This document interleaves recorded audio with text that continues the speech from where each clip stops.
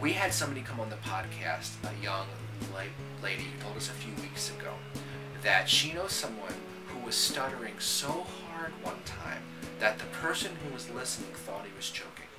So the listener goes behind the guy and starts to give him the Heimlich maneuver, right? You said that very well. And then the guy was like, not only was he stuttering, but now he couldn't tell the guy, I'm not choking, right? So he's like, oh. So anyway, some of those really weird, crazy... I always share this story that I've had people ask me very simple questions, like, where are you from? You know, that place that's a small state, because I couldn't say the D in Delaware. So I've had some really, they're painful, but they're hilarious. When someone's pissed at you because you won't tell them where you're from, right? It's crazy. So, Elizabeth, do you have a funny story to share with us? Oh, yeah. Do I have a funny story? I really like how you explain funny. Because I was like, well, I don't know if I have a hilarious story to tell. I think I had some times with my nephews. Okay. That, we're talking about something and I stutter and they laugh at me, and so I stop and we talk about it and I relate to them what's going on with stuttering, right? Right. And they're like young. They're like, 11 or 12. So of course they're totally bored by the whole thing. They're like wishing I would just stop as I'm going through my sharing so we're together. Right. And they're like sitting there going, all right, okay. All right, let's go play ping pong. Okay, let's go. And I was just like, all right. Was that too much? Was that okay? Was that too much? I'm like, let go, let go, let go. You're just teens. All right. That was it. Done.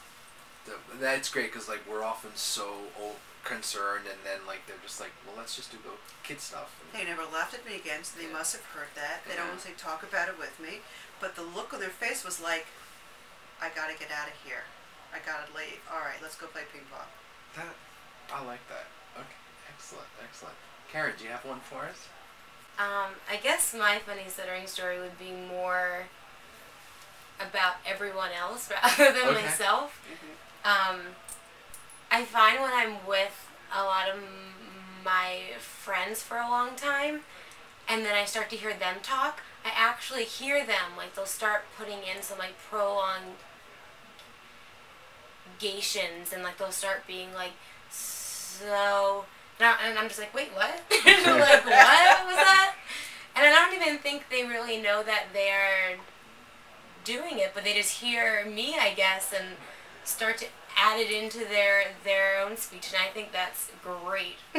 Well, there's a reason for that. Yeah? It's because really, deep down, everybody knows that speech tools are cool. Right? Right. Yeah. Actually, Absolutely.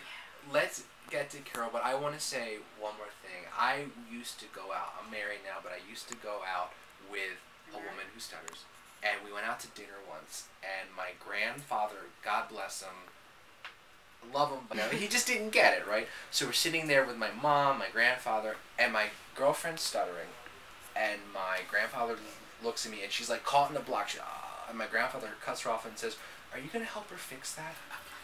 Oh my God. And my mother's jaw hit the table, like, Daddy! It's like, what? She's just got to do something about that. And like, oh man. My grandfather just didn't get it, right? But, and to her credit, my girlfriend at the time is like, my grandfather would say the same thing, Yeah, so anyway, Very nice. I'm the host. I shouldn't tell two stories, but I did. Yeah, really. Yeah. You're taking a look. Yeah. Is it because the camera's on right now? Is it because you want a lot of face time? Yeah, it's the makeup and everything.